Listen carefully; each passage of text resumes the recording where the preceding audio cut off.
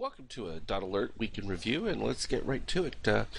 We started off the new year with our Dot Alerts, and it was very interesting because we had such a positive start to the year, and immediately we were hit with, this happens to be a 15-minute chart PCLN, and it was hit with a short signal. Now in this particular case you have green trend, which is what would have shown up on your Dot Alert, with the red short, and typically you want to look for your discount, and the easy way to do that is just take your high-low range and look for about a third differential for your entry. It helped that you ended up with a gray dot short right afterwards, and that met its full target.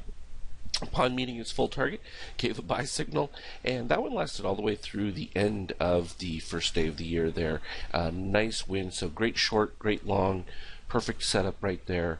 Next day, big gap up, same situation, high-low range, you get a short signal.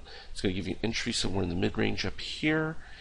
If we look at that high-low range there, it was about $6, so you're looking for at least a $2 above the close here at the 54 range, and the high was about 56, so a little bit below there. You took some heat and got several other signals in between there, but it literally took most of the day, rolled over by the time you get down here. Now after 6 bars, you could have put in your break-even stop, which would have been right up in here.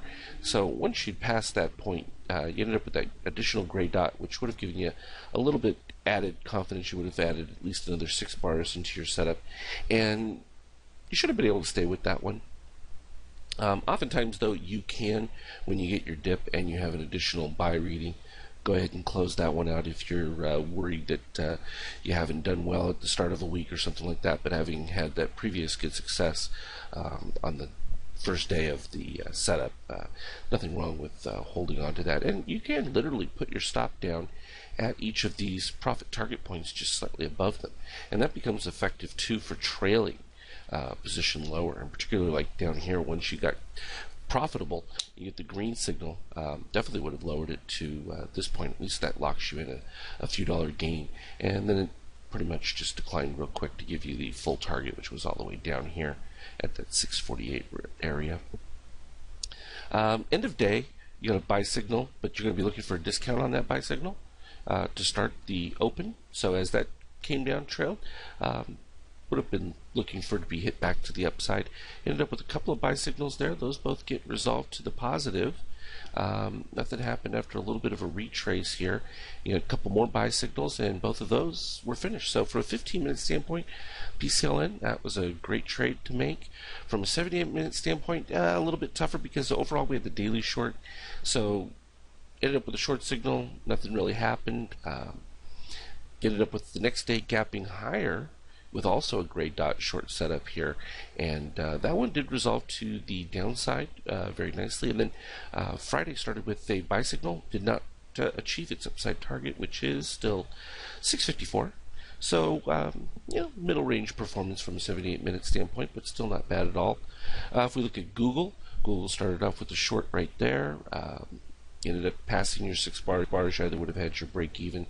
You could have then covered also at your signal of a orange dot. Those just become preferences on whether or not you've locked in some gains and or are willing to risk the upside. Now we had very positive read for Google from a daily standpoint. We went over that, so being a little more conservative on a short setup there, prudent. But then all the other buy signals, easy winners, and all of them completed by the end of the day. Middle of the road here, these clearly would have just been no way around it. Would have been losses on that setup overall. Stops were a little bit further down here, but you were starting to get past your 6 periods at this particular point, and you kept getting the signals with no improvement.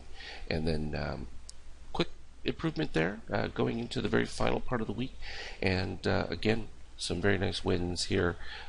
Midpoint, you ended up with a short signal, looking for discount up there, and by the end of the day, on a 15-minute time frame, definitely would have closed out any position at the end of the day. Did get a buy signal at the end of the day, which is interesting. Now, depending on your 78-minute chart, 78-minute chart, kind of contrary to overall what was going on with the daily, which suggested a very nice pop-up. We had some high targets right around the 737 area. But even with this one, looking for a discount would have been unlikely to get in until this gray dot.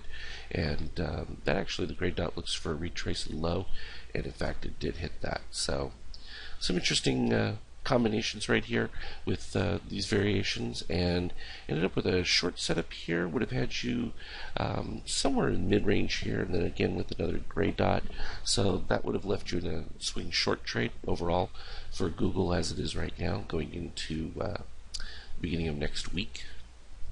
If we look at Apple, we have a nice start to the year for Apple. It ended up with a short signal right to begin with, and boom, immediately hit that target. Then you ended up with a long buy and green trend, and those came through. Now you did get your red dot short, but you still hadn't accomplished your green dots, and particularly even with this orange dot within the 6 bars.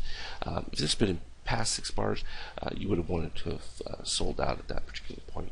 And some people say, well, with the dot alert, I'm not getting the number of bars. Well, you know that it's a 15-minute time frame. It's not hard to count that distance going through here. Moving forward, we ended up with a green dot, hit it immediately, and then give an additional buy signal. But you can see you went across for way past 6+ bars and pretty much would have been a neutral stop out. Ended up with the buy signal in red trend at this point. Would have given you extreme fractal buy red trend. You would want to follow that for your discount.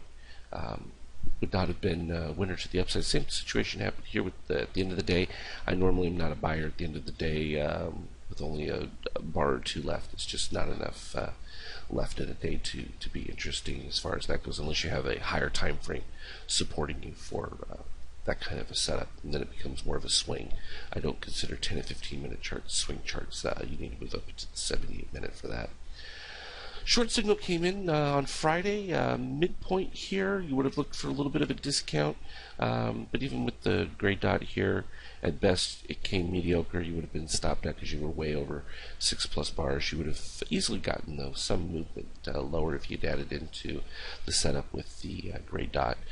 Just not enough really to look for from a decline, so you could have just trailed it lower once it reached the lows and maybe captured a couple of dollars or whatever. And then it gave a buy signal at the end, but again, 15-minute chart, not necessarily something you want to use for a swing trade.